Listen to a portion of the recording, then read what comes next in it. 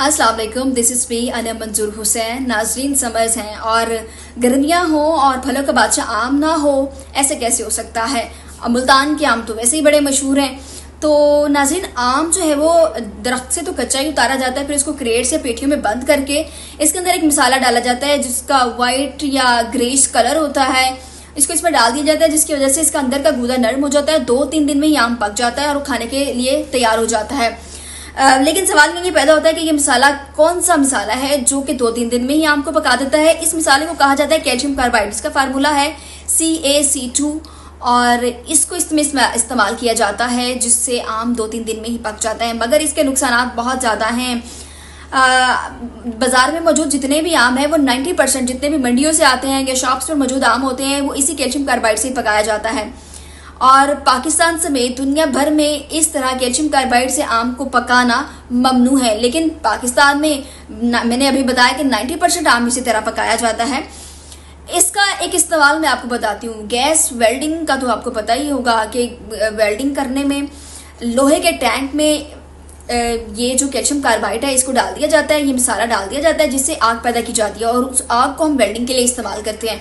तो इसकी थोड़ी सी मिकदार ही आपको बताएगी कि इससे इतनी ज़्यादा हरारत पैदा की जा सकती है। तो सोचें, इसकी थोड़ी सी मिकदार जो आपके आम को भी 2-3 दिन में पका रही है तो ये सेहत के लिए कितना नुकसानदा हो सकती है। इससे जैसे इस आम को आप खाते हैं जो कि कैल्शियम कार्बाइड से पका हुआ होता है, आपके गले में खराश शुरू हो जाती है, तेजाबियत हो जाती है, आपके मैदे में कैंसर होने के भी खदशात हैं, आपके गुर्दे फेल हो सकते हैं, आपको स्किन एलर्जी हो सकती है। इसके अलावा बहुत से इसके नुकसानात हैं जो आपकी सेहत ख़राब कर सकते हैं।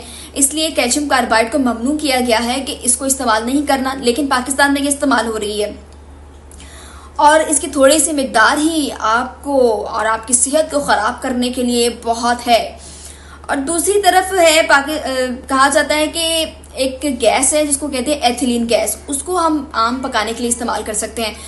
लेकिन ये गैस है वो आम के अंदर कुदरती तौर पर भी मौजूद होती है जिसका एथिलीन गैस का फार्मूला है C2H2।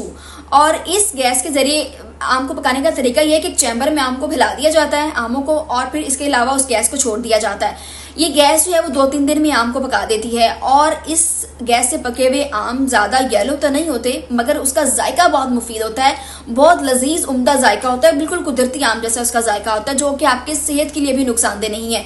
पंजाब फूड अथॉरिटी ने भी इसको रेकमेंड कर दिया है कि आप इस गैस के जरिए आमों को पका सकते हैं और दुनिया भर में भी इसको अप्लाई किया जाता है, इस गैस के जरिए आमों को पकाया जाता है। लेकिन मेरा मशवरा तो ये है कि आप या तो कुदरती तरीके से पका हुआ आम खाएं जो कि दरख्त पे ही पकता है, उस आम को खाएं, या फिर एथिलीन गैस से तैयार किया गया पकाया गया आम को खाना चाहिए, न कि कैल्शियम कार्बाइड वाला, क्योंकि कैल्शियम कार्बाइड वाला आम आपको बहुत ज़्यादा नुकसान दे सकता है। जबकि पंजाब फूड अथॉरिटी से रेकमेंड किया हुआ जो एक तरीका है एथिलीन गैस वाला, उसको आप इस्तेमाल कर सकते हैं आम को पकाने के लिए, जो कि आपकी सेहत पर असरअंदाज नहीं होता, जिसका जायका भी बहुत लजीज है और आपको खाते हुए भी बहुत मज़ा आता है। आपको ऐसे लगता है कि आप जैसे जो कुदरती आम दरख्त पर पकता है वही आम खा रहे हैं। जबकि हमारे यहाँ आम 90% मंडियों में लाया गया तमाम आम जो है वो इसी तरह कैल्शियम कार्बाइड से पकाया जाता है। आप जहाँ से भी आम लेते हैं कंफर्म कर ले कि वो आम कैल्शियम कार्बाइड से पका हुआ है या फिर कुदरती तौर पर पका हुआ है, या जहाँ से आप मंगवाते हैं आप उनको कहें कि हमें कैल्शियम कार्बाइड से पका हुआ आम नहीं चाहिए, हमें या तो कुदरती तौर पर दरख्त से ही पका हुआ दरख्त का ही पका हुआ आम चाहिए या फिर जो एथिलीन गैस वाला तरीका आया हुआ है इसका पका हुआ आम चाहिए। इसको कंफर्म कर लें जो कि आपके लिए आपकी सेहत के लिए बेहद ज़रूरी है। Thank you.